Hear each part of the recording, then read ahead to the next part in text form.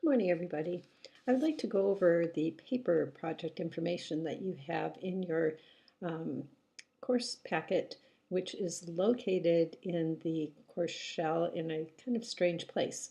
So if you go into your course shell and have a look at the Getting Started page, look underneath the video and there will be something called the Paper Project Book. This is where I've compiled all the assignments for your final paper project together so you can review the instructions for them and kind of have a good look at it before you go into that very final paper project writing. I'd like to go over each of the assignments really quickly and let you know what I'm expecting to see from that assignment in your final paper because it's slightly different for each one. So if we go to look at the Psalms paper assignment, Choosing a Psalm, this is where you had actually picked the psalm that you were going to look at, and you looked at each of the psalms to either side of it and then made a comparison. The important thing here is not to include all of that work in your paper. The only thing that will find its way into your paper is A, the psalm that you chose, and B, if you found a really interesting word to compare that wasn't translated quite the same all the way through, that would have been something to address with your word study perhaps. So as far as this particular assignment goes, it's mainly to get you started. There's not a lot here that will go into your final paper specifically. So if we look at assignment 2, the psalm genre, this is where you've done some literary analysis. You've done a close reading and you've looked for what the theme of the psalm is and then also at the structure of the psalm. This will find its way into your paper. The paper is basically divided into 3 sections. The first would be introductory material. The second would be your verse-by-verse analysis. And then the very final part is where you make an application for today. So you take everything and you go, this is what I think it says, and this is why it's important to my biblical theology. And this is how I would approach giving it to a congregation, for example. So out of Psalms Paper 2 assignment, what you're going to want to include in that introductory part is the genre and the social setting. Can you tell something about where this psalm would have fit with the original audience? And is it, for example, a lament? Why would this be important to the original audience? If it's a praise psalm, how might that have been used? If it was a Torah psalm, how might that have been used? And for example, if you had a liturgical type psalm, where might that have been used? So this is really meant to get you to go back into the original text, the original context of the formation of the text, and the way it may have been used in the past. Everything in that introductory part is meant to be pretty objective. So you'll take on different things in the introductory part, but it's not meant to be first person. It's meant to be very descriptive. So each time you go to a descriptive type of an assignment, be sure to flip yourself into third person and try to avoid first person as much as you can. And this helps to keep any of us from jumping right in and making an application before we've done the reading and before we've done the work. A lot of this is sort of a pre-read, pre-work, figure out everything we can about the psalm and what it says before we take that leap into actual interpretation. This is hard with psalms because they're first person and we often can take them and upload them into ourselves right now without having to go through some of this. But and then on the academic side, we do want to go through each of the steps and to include that thinking into our final analysis and then into our final interpretation. So again, on assignment 2, what you're going to want to include is a short paragraph about the genre. Fits nicely into the introductory part of the assignment. Psalms Paper 3 assignment is your words in context assignment, and I've noticed that they're not all turned back to you yet. The important thing here, and the thing that you can include already even before your paper's been graded, that you can include in your pre-draft that you're probably writing right now, how am I going to fit this all together, is to take your conclusion, a short paragraph of what this word seems to mean to you the best from all your study, and that will fit really well in the verse-by-verse analysis when you encounter that word.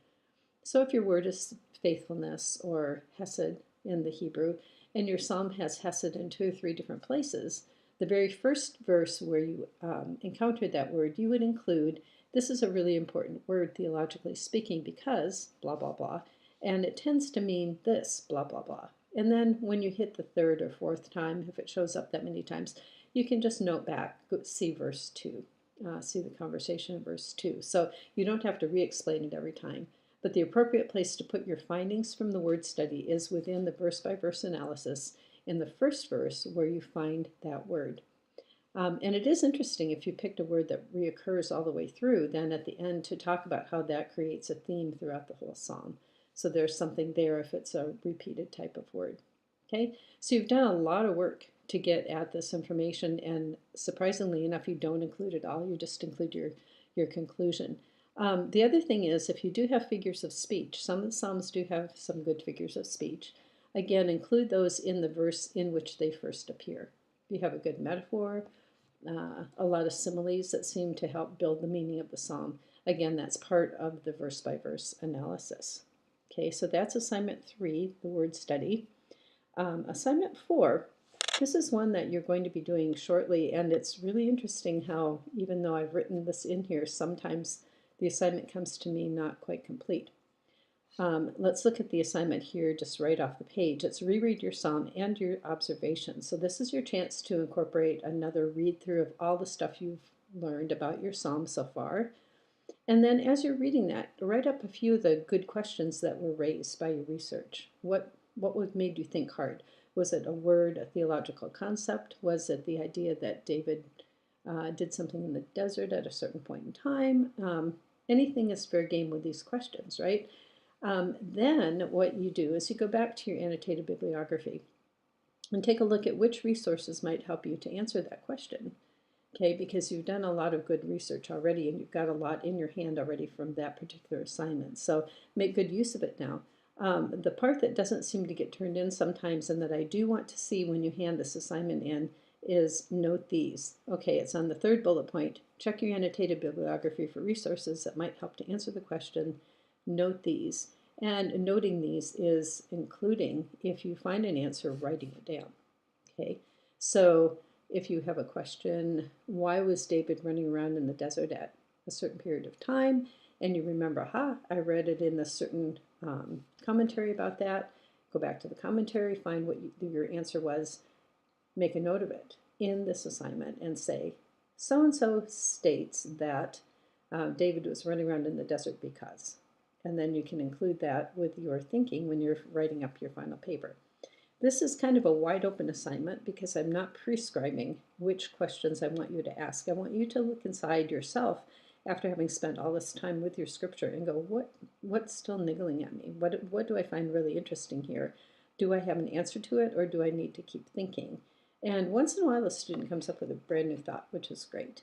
You know, then you've got a journal article on your hands as well. Which is really, really good. So don't be afraid if you don't find an answer. You could say, this is my proposed answer. I've not been able to correlate it yet. And perhaps you've got some new research, which would be really fantastic. Okay? There's a bullet point on here that should be deleted. Upload your question to the paper presentation or paper preparation forum assignment in week 7. This term I've let go of those paper preparation forums. I kind of hate to let them go because it's real fun to get together with your paper prep group and talk about the paper, but it seemed to be too much extra work for you to have to do both a discussion and a paper prep forum. So I've taken those out, and I do notice that I did not take it out of this particular instruction, and it should not be there. So observational questions has 3 points: reread the psalm, document questions, check your bibliography, and make a note of where you find an answer. And if you don't find an answer, make a note that you did not find an answer, but you still think what you thought. And that's a very good kind of way to go about developing new thoughts and fresh kinds of insights. Now for the final paper, let's look at assignment 5, final draft. Okay, this is the one where I've written a lot down, but I think it's helpful if I let you know I'm expecting something that's basically in 3 parts. Number 1, an introduction with the historical and genre information, all of that background kind of information. Then a verse-by-verse analysis where you take it apart either verse by verse or section by section. This is where your structural diagram comes in, because if your structure broke up nicely into verses 1 to 3, 4 to 6, 7 to 10, because of certain shifts in the theme, for example, It's easier almost to handle 2 or 3 verses at a time than one by one. Okay, so according to this particular thing, oh, and then the final, we'll talk a little bit more about the final thing, but where you're really going with all of this research is to come up with a really well-grounded application for today. So in the verse by verse and in the first part, stay with third person, stay with objective sorts of statements that are, we know that you're doing the writing. Okay, your name is on the writing, so I know these are your thoughts. But we want to stay kind of one step away from ourselves to make it a broader audience. If we start doing a lot of we and I, as I'm doing in this video, I've confined and drawn a line around the audience who is going to actually look at this video. It's just us in the class, right? Doing too much of that really confines our scripture to very much a very small audience, and we're not the it audience. I mean, the audience is huge. It's huge over time. It's huge over space. It's huge over different faith communities, the Jewish community, the Christian community. So we need to acknowledge that by not holding it too close to ourselves until we get to making an application for our particular audience today. Then we can go back to first person, draw a narrower line, and say these people will understand this the best if I do it this way.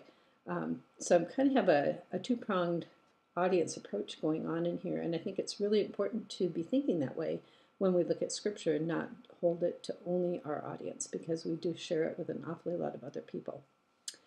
Okay, so the Psalms Paper Assignment 5 final draft should be written in formal persuasive prose, and the key to formal prose again is third person, very descriptive.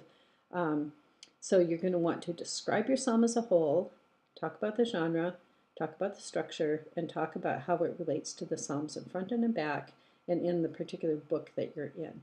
For example, there's the songs of ascent at the end of the psalms, and each one of those, that whole group, hang together as a group because they have certain characteristics. So if you were doing one of those, you would talk about how it fits within its group.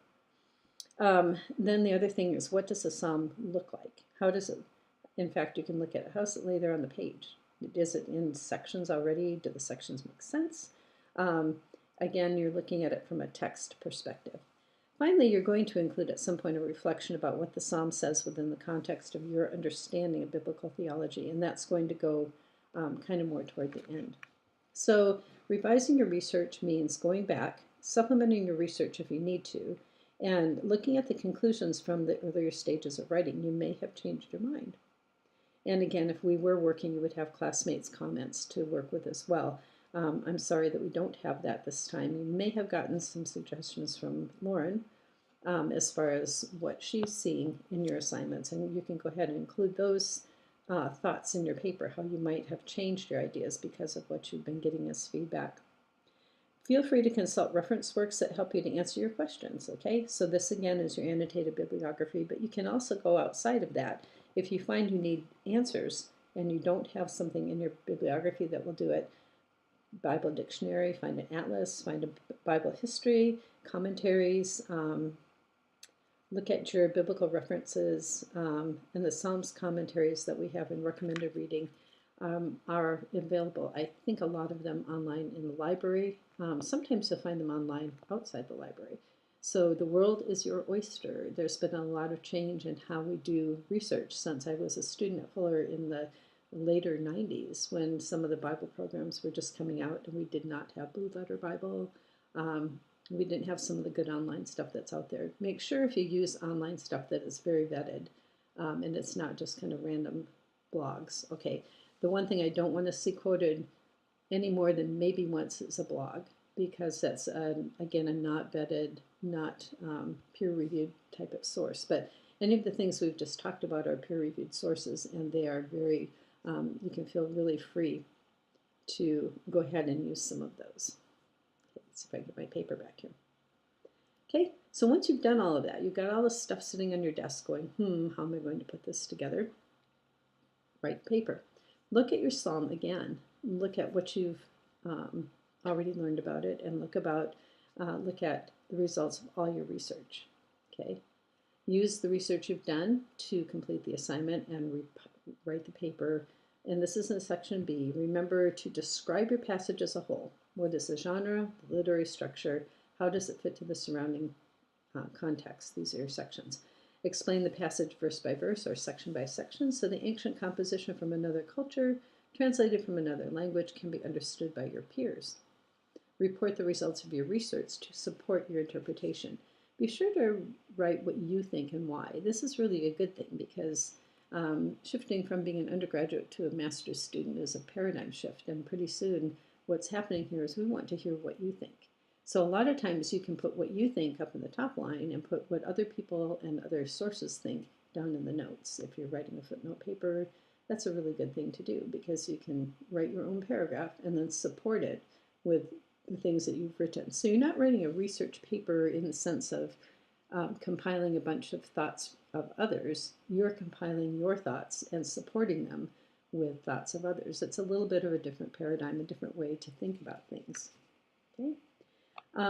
Then you're going to be meticulous and thorough. I borrowed this sentence from Dr. Pamela Scalise, and I think it's a very good sentence to borrow, so I've kept it here. You want to give credit to your sources in footnotes. Any evidence of plagiarism will result in a failing grade for the assignment.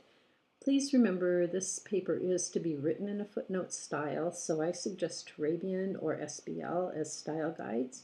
I know a lot of you are not necessarily writing from a biblical studies perspective and often use APA and other kinds of things, but there's a pretty basic style guide out there you can use for Turabian, and I really prefer that and prefer bibliography to a reference list, footnotes to endnotes. Please do not use endnotes because I grade online and I don't want to go 10 pages forward every time I need to check one of your notes. So please do include footnotes with this paper. Let's see, what else can we say about this? The formal guidelines are here in your written documentation, about 3,000 words double-spaced. It tends to be about a 10 to 15 page paper.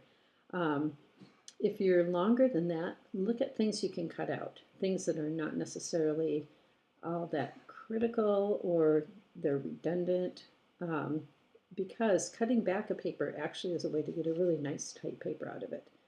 Okay, if you're a very wordy individual, I tend to go the other way around. I'm very sparse and have to fill in sometimes when I have a word count.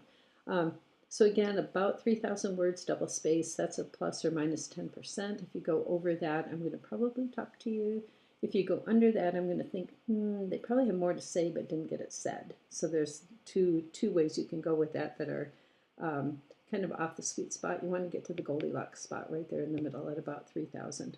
Okay, footnotes, attach a bibliography, list every secondary source you actually did use. Okay, so you start with your annotated bibliography. Remember that a bibliography in the back of a paper is A, it's going to be alphabetized. B, it's going to be put together with a hanging indent for each one of the sources. So you're going to start at the left margin, but then it's going to go in for the remaining 2 or 3 lines rather than the other way around. 3, there's no numbers in the final bibliography. So we don't number it, it's just simply sources put out there in alphabetical order. You may or may not have enough sources. You want to sort them out according to primary, secondary. I don't think that's really necessary. So I think for this one, just write a bibliography that goes from source 1 to source 10 with no numbers on it. And then this really does need to be reviewed. Submit your paper to Canvas, please, by the date specified on the assignment page. Okay, so by the time you get all the way done with this, you're going to have taken a lot of assignments, a lot of information. You're going to have synthesized it into a new paper. That paper is going to come up in 3 sections of an introduction. It's going to have a verse-by-verse analysis. It's going to have a good sort of concluding paragraph to that then goes into application for the present day. And if you're having a hard time thinking about how to make an application, think about a group in your mind. Like, if I was going to go ahead and teach this as a lesson to the 7th graders, how would I present it to them? And sometimes people have done that. They've included that piece of information along with their description, and it makes much more sense to your reader, myself, when I see that there. Oh, this is a presentation for 6th graders. This is going to be the things that would be important to them. The important thing for a general congregation, the important thing for a group of women if you're doing a women's group, the important thing for a group of college kids off on a retreat. You can think of an audience that you're trying to speak to. And this, again, is why we want to stay really wide at the beginning, because we're not only speaking to the smaller audience. But by the time any of us ends up in a speaking situation, we usually do have a smaller audience. So it's good to kind of cater to that audience with the application. So again, I am hanging on my email right now. Our course question form is not exactly as handy as it could be, and I find that if people have urgent questions that you want an answer to right away, please do go ahead and I've lost myself here. Go ahead and give me a email, erussellhayes@gmail.com or the bethhayes@fuller.edu. Okay, thank you very much. And again, please do be in touch if you have any more questions, and I will be glad to answer them. And it's been really fun to be with you guys, and I'm looking forward to the next couple of weeks of reading your work again. Okay, thank you. Bye-bye.